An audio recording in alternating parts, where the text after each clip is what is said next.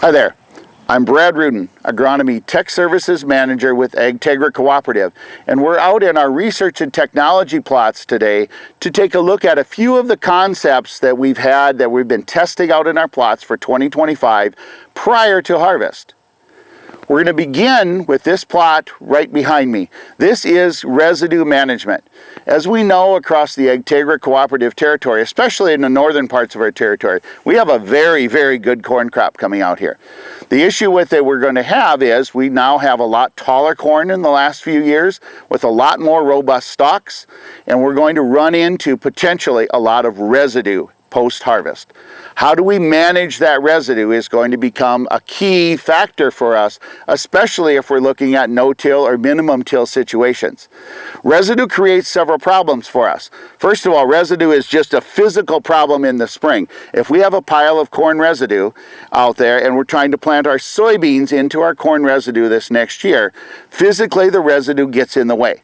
We have to have our planter set right to move the residue out of the way, and it can be hard on our planter mechanisms if we have a lot of corn residue out there. The second thing about planting in the spring is corn residue also is an insulator. Well, sometimes we would say that's good if we're looking at moisture management throughout the year, but the issue in our springtime, mostly in northern South Dakota here, is we have a tough time getting soils to warm up. If we have a lot of corn residue out in our fields, our soils can stay cold for a significant amount of time. So residue management becomes key. The plot behind us has been corn on corn on corn on corn for 4 years previous, so we had a very good amount of residue out here. So we came out last fall and put on some of these products in the fall, and then we repeated several of the treatments with an additional product in here in the spring right behind me in this particular corner of the plot. What we're looking at is comparing the treatments to be able to see what we're estimating we're going to get from yield pre-harvest, because there's a whole other side of this that I haven't talked about. It's probably the most important side, is what are the nutrients that are tied up in that corn residue. Corn plants take an incredible amount of nutrients to grow. They absorb an absolute phenomenal amount of potassium and also phosphorus and sulfur, but they don't use it all. And in corn residue, a lot of potassium is tied up in the residue. That potassium can become a critically available nutrient for our next soybean crop, if we can get the residue to break down. If we don't get it broken down, we're relying strictly on our soil pool of potassium and not as much out of what's in the residue. So let's take a look at the treatments that we have, and we're going to get to one that we're going to feature this fall with Agtegra Cooperative called Velora, which does have a biological component and an enzyme component. And we're looking at a program this fall with Agtegra Cooperative of pairing up Velora Residue Manager along with Valor herbicide, because we all know that we had a big issue this year with water hemp around the country, and fall management of water hemp and for kochia control next spring is also a big issue. Pairing them together in one application can be a very economical program to be able to take a look at. So let's dive into this a little bit. Let's look at the residue that we have from untreated. What we did out in the plots here was take 4 foot of row. So we go out, take a 4 foot stick and go out between the rows, and then set that down between the rows and rake up all of the residue that we have remaining in the field between the rows. This was our untreated, and the issue we see with the residue here is there's still a lot of corn residue. There's a lot of corn residue here, and it's very tough residue yet. You can literally hear it crack yet. If you get down near the crowns are still hard. So this residue has only partially broken down.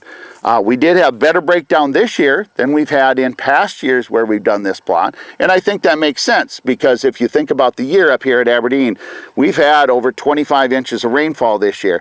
That's much higher than our normal rainfall and much higher than we had last year. So we had better residue breakdown even in the untreated, but we can do a lot better than this. There's a lot of nutrients still tied up in this.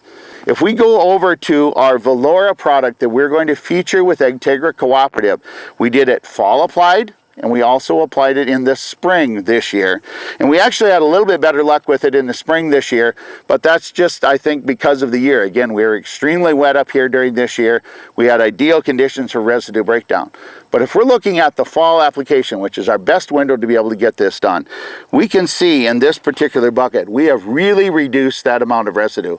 We're literally at about a third of the residue mass here in a 4 foot of row than we were in our untreated down at the other end. And this residue here is very, very soft. You can see these corn plants are literally shredded. There's very little bit of material left here, and there's a lot of this very fine material here that's nearly completely broken down. So what does that mean for us? Well, over the year here, we have broken down this corn residue. What have we released out of that corn residue? Well, we released a lot of nutrients out of there.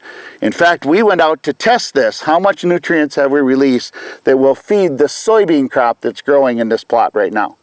We looked at untreated versus our Valora treatment here. And with Valora in the fall, we released something like about 70 points of potassium in a soil test here that we took about 2 weeks ago. When we did spring applied, we were over 100 points of potassium. That potassium is available late summer here for our soybean crop that's developing. Right when it needs that nutrient flow to get pod fill, it's picking that up. We also found improvements in phosphate, and we found improvements a little bit in sulfur, and maybe in some of the micronutrients as well, things like magnesium and calcium a little bit better. So what does that mean? Well, we look at pods to take a look at it right now. Pre-harvest, it's really hard to do yield estimates on soybeans, but one thing I have found to be able to do out in the plots is to be able to go out and take 2 feet of row. So we'll take a 2 foot section of row, take all of the plants out of that section of row. And in each of the treatments. Then we'll take and remove all the leaves, and we'll remove all the pods and put them into buckets here or in plant bundles. That's what we have in front of the table here. Untreated, we can see we have a decent amount of pods here. These are still decent plants, and there's the plant material from the 2 feet of row. But if we look down here and we focus on the Valora treatments on this end, we can see a much bigger mass of plants, much more branched on the soybeans, and you can see that our pod mass has greatly improved when we look at this. What we have found over the years is that this estimate of pod mass taken here somewhere around the 1st of September, first week of September, will show us very closely what our yield relationship will be. Why did we get more? Why are we saying we're going to get more yield here? And we'll have the yield numbers, by the way, after harvest here, published sometime at the end of this year. We'll publish all the results from this. Why do we feel this is going to have the higher nutrients or the higher yield? Because we've released the nutrients from that residue, corn residue, back into the soil. Now, not only have we done that by feeding the plant, that's where we're getting our yield.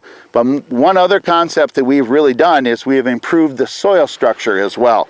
And we can look into these, the soil here. We went out and took a spade full of soil from our untreated, very blocky structure.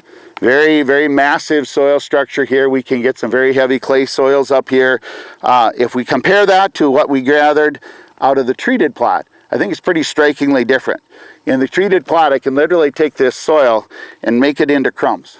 These crumbs mean we have better soil structure. We fed the micronutrients in the soil that have helped create soil structure, and that helps with nutrient cycling and our water holding capacity in this soil. That's where we're getting the yield. We improve the crop, we also improve the soil. So residue management is going to become a very key concept for us, especially in the minimum and no-till environments across the northern territory, especially of Agtegra, but across our entire Agtegra territory.